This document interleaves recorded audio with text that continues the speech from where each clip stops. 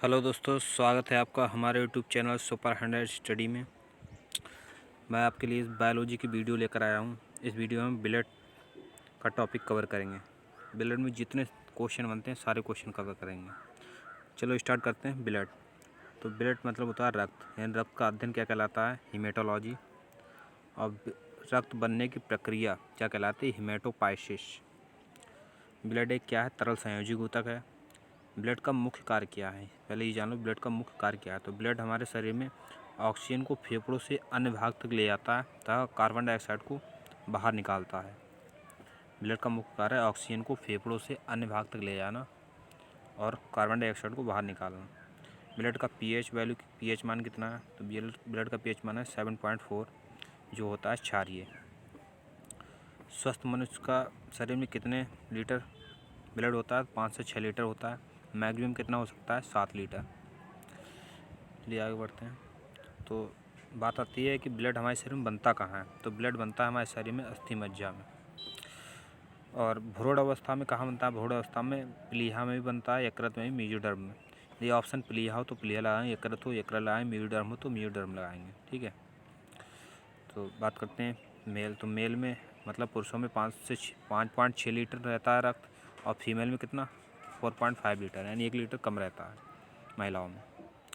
बात करते हैं ब्लड की। तो ब्लड बना किस किस से? तो ब्लड में प्लाज्मा पाया जाता है 60% और कणिकाएँ होती हैं 40%। ठीक है। कणिकाएँ 3 टाइप। कणिकाओं में क्या क्या होती हैं? कणिकाओं में आरबीसी होती है हमारी, जिसे बोलते हैं एरिथ्रोसाइट्स। डब्ल्यूबीसी भी होती है, इसे बोलते हैं ल्यूकोसाइट्स। और प्लेटलेट्स होते हैं, इसे बोलते हैं थ्रोम्बोसाइट्स। और प्लाज्मा में क्या क्या आता है? देखते हैं प्लाज्मा में क्या जाता है। तो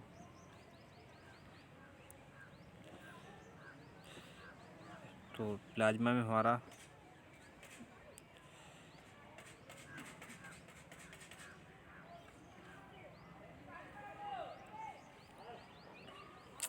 हमारी 90% वाटर और 10% प्रोटीन, खनिज लवण, एंजाइम, और इसी में ग्लूकोज, यूरिया वगैरह बहुत चीज़ें आ जाती हैं, वो भी आगे देखेंगे। और प्लाज्मा में जो प्रोटीन होती हैं, वो प्रोटीन कौन कौन सी होती हैं हमारी? तो प्रोटीन देखो कौन कौन सी होती हैं। एल्ब्यूमिन प्रोटीन होती है, जो सर्वाधिक पाई जाती है प्लाज्मा में। ठीक है। ये पूछा जाता है क्वेश्चन है कि प्लाज्मा में जो प्रोटीन पाई जाती है उसमें सबसे ज़्यादा कौन सी होती है? तो एल्ब्यूमिन। और ये प्रोटीन हमारे अंडों में भी पाई जाती है। ठीक है। ग्लोबुलिन प्रोटीन होती है, तीसरी होती है प्रोथ्राम्बिन, चौथी हुई फाइब्रोजन। बात करते हैं प्रोथ्राम्बिन फाइब्रोजन की। तो ये पाई जाती हैं यकृत में। ठीक है। और फाइब्रोजन का काम क्या है? तो फाइब्रोनोजन का काम है, फाइब्रोजन रक्त का थक्का जमाने में सहायक होती है। फाइब्रोजन प्रोटीन होती है रक्त का थक्का जमाने में सहायक होती है। यदि हमारे कहीं चोट लग जाए तो खून बना प्रारंभ हो जाता है और थोड़ी देर बाद खून जमने लगता है हल्का हल्का, तो वो फाइब्रोनोजन के कारण ही होता है। बात करते हैं ग्लोबुलिन। तो ग्लोबुलिन कितने टाइप की होती है? तो ये होती है 3 टाइप की ग्लोबुलिन प्रोटीन। ग्लोब्यूलिन प्रोटीन ये होती है 3 टाइप की, अल्फ़ा, बीटा और तीसरी होती है गामा। तो अल्फ़ा बीटा जो होती है वो हीमोग्लोबिन का निर्माण करती है, और जो गामा होती है वो एंटीबॉडी का निर्माण करती है। ठीक है। चलिए आगे बढ़ते हैं। प्लाज्मा में ये क्वेश्चन पूछा जाता है कि प्लाज्मा में फाइब्रोजन प्रोटीन को निकाल दिया जाए तो बचा हुआ प्लाज्मा क्या कहलाता है? तो बचा हुआ प्लाज्मा कहलाता है हमारा सीरम।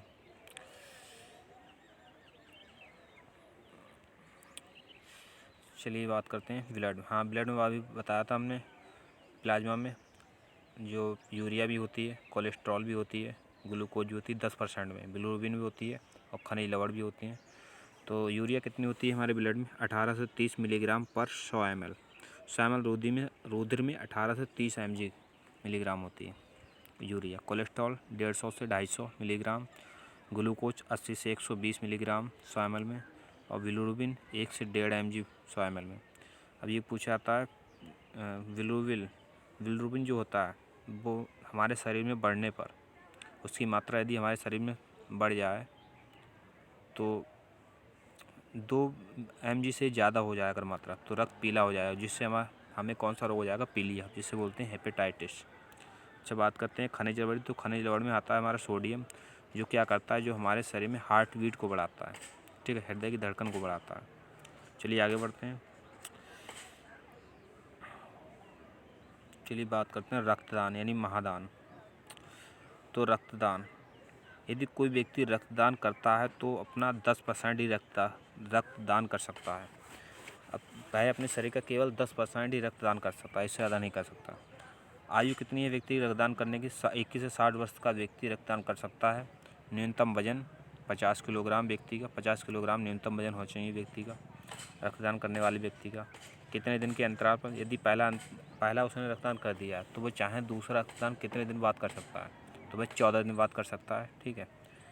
अच्छा, रक्त में यूनिट जो होती हैं, तो एक यूनिट में कितने मिलीग्राम रक्त होता है? 350 ml या फिर 450। ठीक है, कभी कभी 350 मिल जाता है, कभी कभी 450। बात करते हैं ब्लड बैंक में। तो ब्लड बैंक में रक्त में कहाँ सुरक्षित रखा जाता है? तो ब्लड बैंक में ब्लड को सुरक्षित रखा जाता है कितने दिन के लिए? 48 दिन के लिए। मिनिमम टेम्परेचर -40 डिग्री और मैक्सिमम टेम्परेचर 12 डिग्री सेंटीग्रेड तक रखा सकता है। किस में सुरक्षित रखते हैं? तो पहले रखते थे द्रव नाइट्रोजन में, और अब आजकल डेक्सट्रेट में सुरक्षित रखते हैं। ठीक है। बात करते हैं प्लीहा। तो प्लीहा को तिल्ली भी कहते हैं, इंग्लिश में स्प्लीन। प्लीहा को हमारे शरीर में ब्लड बैंक कहते हैं। ठीक है। और आरबीसी का कब्रिस्तान कहते हैं। प्लीहा में ही आरबीसी की मृत्यु होती है। शरीर के बाहर का रक्त 7 से 8% रक्त, शरीर के बाहर का 7 से 8% रक्त उपस्थित होता है मनुष्य के शरीर में। उसके शरीर के बाहर का 7 से 8% रक्त उपस्थित होता है। चलिए आगे बढ़ते हैं। तो बात करते हैं आरबीसी की। ठीक है। सॉरी,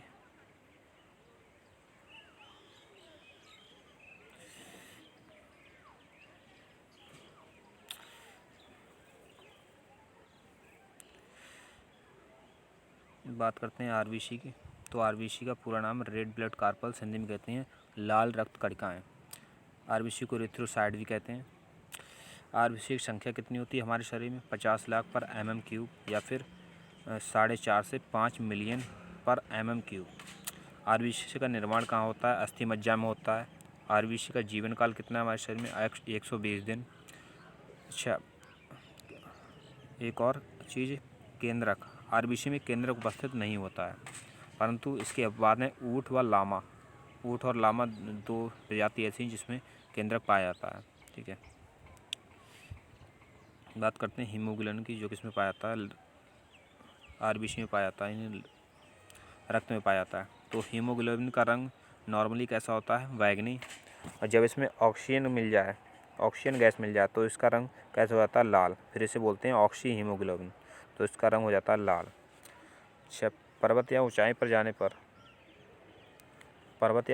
जाने पर आरबीसी की संख्या हमारे शरीर में बढ़ेगी। ठीक है। चलिए कुछ क्वेश्चन और बढ़ते हैं। सबसे ज़्यादा आरबीसी किसमें पाए जाते हैं? तो ऊँट में। और सबसे कम आरबीसी किसमें? कुत्ते और मेढक में। सबसे बड़ी आरबीसी एक्फियूफा मेढक में 75 म्यूएम की। सबसे छोटी आरबीसी कस्तूरी मृग में 2.3 म्यूएम की होती है। बात करते हैं मनुष्य। तो मनुष्य में 7.2 म्यूएम की होती है आरबीसी। इसकी आकृति क्या होती है? उभयतल या बाइकॉन्केव, जिसे बोलते हैं द्विअवता। क्वेश्चन पूछा गया है। आगे बढ़ते हैं। बात करते हैं हीमोग्लोबिन की। तो हीमोग्लोबिन मिलकर बना है हीमो प्लस ग्लोबिन से। हीमो का अर्थ है आयरन, तो ग्लोबिन का अर्थ है प्रोटीन। आयरन का रंग नॉर्मली होता है, आयरन ऑक्साइड का रंग लाल या भूरा। ठीक है। बात करते हैं हीमोग्लोबिन। तो हीमोग्लोबिन का कार्य क्या है? हीमोग्लोबिन का कार्य है ऑक्सीजन को ले जाना। ठीक है, ऑक्सीजन को ले जाकर हमारे शरीर में छोड़ना। एक हीमोग्लोबिन जो होती है, 1 ग्राम हीमोग्लोबिन तो कितना ऑक्सीजन ले जाता है हमारे शरीर में? 1.34 ml ऑक्सीजन को बांधे रखता है, यानी ले जाता है। ठीक है। पुरुषों में हीमोग्लोबिन कितना होता है? तो 15 ± 2 या 13 भी हो सकता है, 17 भी हो सकता है ग्राम पर 100 ml में, 100 ml रुधिर में। स्त्री में 13.5 ± 2 ग्राम पर 100 ml में। नवजात शिशु में 16 ± 2 ग्राम पर ml 100 ml में। ठीक है, नवजात शिशु में। चलिए बात करते हैं आगे। तो 100 ml रुधिर होता है, 100 ml शुद्ध रुधिर 20 ml ऑक्सीजन को ले जाने का कार्य करता है। ठीक है। अच्छा, आयरन की कमी से विटामिन B6 या फिर B9 या B12, ये कोई भी दिए हो तो इनकी कमी से शरीर में कौन सा रोग हो जाता है एनीमिया रोग, जिसे बोलते हैं अल्प रक्तता रोग। ठीक है, अब ये क्वेश्चन पूछा हुआ है सर्वाधिक आयरन किस में होता है। ठीक है, तो ध्यान रखो, सर्वाधिक आयरन होता है मेथी में, इसके बाद आता है पुदीना में, इसके बाद पालक में, इसके बाद सेब में। ठीक है, चलिए आगे बढ़ते हैं। तो बात करते हैं हीमोग्लोबिन की। हीमोग्लोबिन ये सर्वाधिक क्रिया किससे करता है? सबसे जल्दी हीमोग्लोबिन जो होता है वो क्रिया किससे करता है? ठीक है, किस में मिल जाती है? तो कार्बन मोनोऑक्साइड में सबसे पहले सबसे जल्दी क्रिया करता है कार्बन मोनोऑक्साइड के साथ हीमोग्लोबिन, उसके बाद CO2, उसके बाद O2 यानी कार्बन डाइऑक्साइड, फिर ऑक्सीजन। तो हीमोग्लोबिन कार्बन मोनोऑक्साइड के साथ क्रिया करके एक घातक बन जाता है। ठीक है, जिससे मनुष्य के शरीर में दम घुटने लगता है और ऊतक भी नष्ट होने लगते हैं, इससे व्यक्ति की मृत्यु हो सकती है। ठीक है, तो बात करते हैं WBC की। तो WBC को हम कहते हैं ल्यूकोसाइट्स। ठीक है, WBC कम हो जाए तो कौन सा रोग हो जाता है? ल्यूकोपेनिया। और WBC ज़्यादा हो जाए तो कौन सा रोग हो जाता है? ल्यूकेमिया। इसे बोलते हैं ब्लड कैंसर। ठीक है, इसे बोलते हैं ब्लड कैंसर, ये अनुवांशिक रोग है। RBC का कार्य क्या है? RBC का कार्य है शरीर की प्रतिरक्षा प्रणाली को बनाए रखना। ठीक है, इसे प्रतिरक्षा WBC को हमारे शरीर का प्रतिरक्षा पुलिस भी कहते हैं। ठीक है, यह हमारे शरीर में रोग प्रतिरोधक क्षमता को बनाए रखता है। RBC का जीवन काल है 3 से 5 दिन। और RBC WBC का रेशियो पूछा है तो 600:1, 600:1 है। ठीक है, आगे बढ़ते हैं और बात करते हैं WBC की। तो WBC की संख्या होती है 6000 से 8000 पर mm³। और WBC भी दो तरह से डिवाइडेड है, जैसे कणिका युक्त और कणिका विहीन। WBC कणिका युक्त भी होते हैं, कणिका विहीन होते हैं। तो कणिका युक्त में कौन कौन से आते हैं? इसमें आते हैं इंसोफिनॉल, वेसोफिल या फिर न्यूट्रोफिल। और कणिका विहीन में कौन से आते हैं? Monocyte, lymphocyte. लिम्फोसाइट 2 टाइप के होते हैं, एक तो T लिम्फोसाइट और B लिम्फोसाइट्स। चलिए बात करते हैं इयोसिनोफिल की। तो इयोसिनोफिल यह रुधिर में इसकी संख्या, यदि रुधिर में इसकी संख्या 20% से अधिक हो जाए तो रोगी मर जाता है। और इससे रोग कौन सा होता है? रोग है इयोसिनोफाइलिया। ठीक है, इसकी शरीर में औसत कितने होता है ये इयोसिनोफॉल? 0.7 से 0.5%। ये क्या करता है? शरीर में रोगों से रक्षा करता है, संवेदनशील क्रियाओं को बढ़ाता है। बैसोफिल की बात करें तो बैसोफिल एलर्जी को समाप्त करता है। और एलर्जी समाप्त करने के लिए इसमें हिस्टामिन एक तत्व पदार्थ पाया जाता है, वो हमारी एलर्जी को समाप्त करता है। न्यूट्रोफिल बात करें तो न्यूट्रोफिल यह जीवाणु को नष्ट करता है। ठीक है, और बात करते हैं मोनोसाइट की।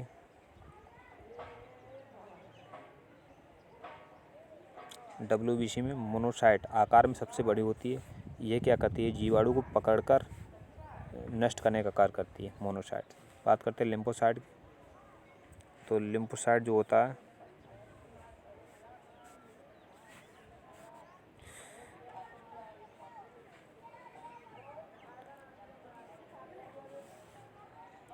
लिम्फोसाइट्स सबसे छोटी आकार में होती है, आकार में सबसे छोटी मगर संख्या में सबसे अधिक होती हैं।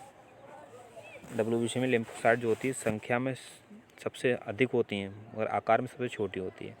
ये इसमें T लिम्फोसाइट जो होती है वो HIV रोग हो जाता है तो सर्वप्रथम T लिम्फोसाइट समाप्त हो जाता है इससे। अगर HIV रोग हो जाता है तो T लिम्फोसाइट समाप्त हो जाता है।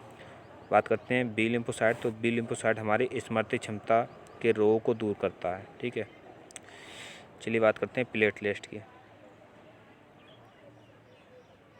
तो प्लेटलेट्स की बात करते हैं। प्लेटलेट इसे प्रोथ्राम्बोसाइट्स भी कहते हैं। इसका कार्य क्या है?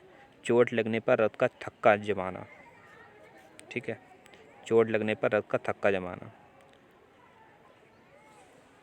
और इसमें संख्या कितनी होती है? 3 लाख। प्लेटलेट्स की संख्या कितनी होती है? 1.5 से 3 लाख पर mm। ठीक है, जीवन काल 7 से 10 दिन तक होता है। आकार 2 से 4 μm की होती है। अच्छा, बात करते हैं शरीर में जीवाणु मारने का काम कौन से करता है? एंटीबॉडी। शरीर में वायरस जो होता है विषाणु मारने का करता है इंटरफेरॉन। बात करते हैं एंटीबॉडी की, तो एंटीबॉडी 5 प्रकार के होते हैं। इसका जो प्रतीक होता है आईजी, इसका फुल नेम है इम्यूनोग्लोबिन ग्लोबुलिन। इसकी ट्रिक याद रखते हैं, गम दे, ठीक है। तो सबसे अधिक कौन सी होती है? सबसे अधिक आईजीजी होती है सबसे अधिक।